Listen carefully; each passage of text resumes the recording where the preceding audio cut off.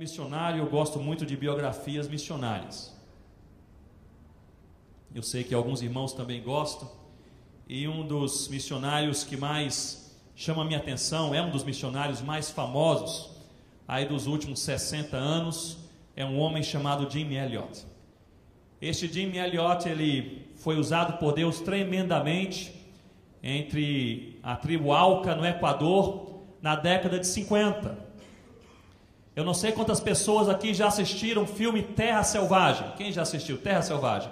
Espera aí, quem não assistiu Terra Selvagem? Gente, tem que assistir. Um filme imperdível. Não assista sozinho, convide uma família, convide a igreja, passe aqui no sábado à noite. Pode passar filme aqui no sábado à noite? Se puder, passe aqui no sábado à noite. É um filme que conta a história destes homens e mulheres de Deus alcançando uma tribo que hoje é uma tribo plantadora de igrejas. Mas na década de 50 não era assim. O Jim Elliot, ele se formou no mesmo seminário que o Dr. Russell Shedd. Vocês conhecem o Dr. Russell Shedd? Uma bênção de Deus. O Shedd disse, eu vou para o Brasil. O Elliot disse, eu vou para o Equador. E para lá ele foi. Formou uma equipe missionária.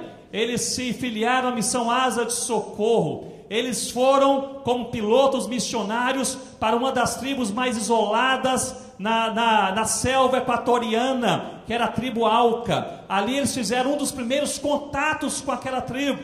E depois de 6 meses contactando a tribo, indo e voltando, aqueles indígenas, depois de 6 meses, o Jim Elliot, ele percebeu que ele corria risco de vida juntamente com seus colegas. Ele escreveu uma carta ali para a sua igreja na América do Norte, dizendo, nós estamos trabalhando com a tribo Auca, orem por nós, porque nós notamos que há aqui, e ele diz, certa violência, ele diz, certa tendência à violência, eu percebo que nós corremos risco de vida, orem para que possamos cumprir a vontade do Senhor.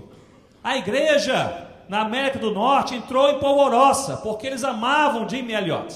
Apesar de ser bem jovenzinho, era um missionário, um pastor que inspirava a igreja local. Os presbíteros da sua igreja escrevem a ele uma carta dizendo, volte imediatamente. Nós não queremos que você morra nessa selva. Nós queremos lhe fazer um convite, se você voltar e você assumir o pastoreio de missões na igreja, se Deus levantar 100 missionários nessa igreja, nós vamos preparar, sustentar e enviar os 100 missionários. Em outras palavras, uma barganha. Você volta e nós enviamos 100. E o Jim Elliot, ele escreve uma carta-resposta à sua igreja que me impressiona. E está lá nos autos da sua biografia. Ele começa a carta com outras palavras, dizendo mais ou menos assim, vocês não entenderam nada. Não entenderam nada. Se vocês acham que eu estou aqui nessa selva porque eu amo a selva, vocês não me conhecem.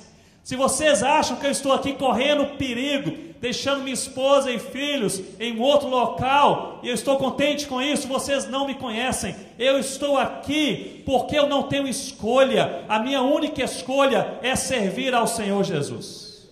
Ao final daquela carta, ele exorta a sua igreja, seus líderes, dizendo o seguinte, viva de tal forma que ao chegar ao final da sua vida, você não tenha mais nada a fazer para Deus, a não ser morrer.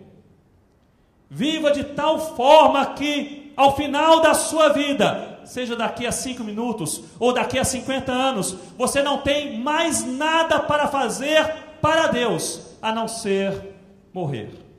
6 meses depois dessa carta, ele morreu juntamente com seus amigos missionários. Mas a história não parou por aí. As viúvas voltaram para a América do Norte com os filhinhos pequenos, em luto, tragédia. A missão parou durante algum tempo, não se sabia o que fazer, mas Deus é Senhor da história. Aqueles meninos cresceram e foram vocacionados por Deus como missionários. Eles se prepararam e Deus os chamou para onde? Para voltarem para o Equador. E eles já casados, filhos dos missionários, formaram uma nova equipe com as suas mães, algumas tias, novos missionários, voltaram ao Equador, entraram na tribo Auca, reevangelizaram ou evangelizaram aquela tribo. A tribo inteira se converteu ao Senhor Jesus. Chega o dia do batismo, primeiro batismo. O missionário, filho de um desses que foram mortos, flechados, no início daquele trabalho, o filho desse missionário, ele se aproxima do indígena para batizá-lo no rio. E quando se prepara para batizá-lo, o indígena segura o missionário pelo seu braço direito e diz: antes que você me batize, eu quero lhe confessar uma coisa. Fui eu que flechei o seu pai. Fui eu que matei o seu pai aqui na beira desse rio.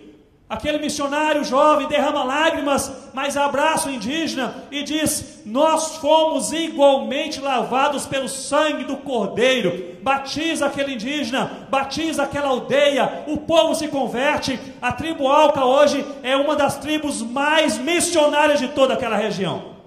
Já plantou dezenas de igrejas, não apenas no seu próprio povo, mas em tribos vizinhas. E tudo isso, meus irmãos, porque um homem entendeu na década de 50, que ser crente não é um passeio no parque, que ser crente não é uma questão de preferência, de estilo, de escolha. Ser crente é obediência a Deus, é obediência a Cristo. Ser crente é lançar a semente mesmo quando se está cansado. Com esta convicção, Deus me deu um alforje, uma sacola, uma bolsa cheia de sementes. Eu não quero partir sem lançá-las todas. Esta convicção é uma convicção determinante para as nossas vidas e para o propósito de Deus na nossa caminhada.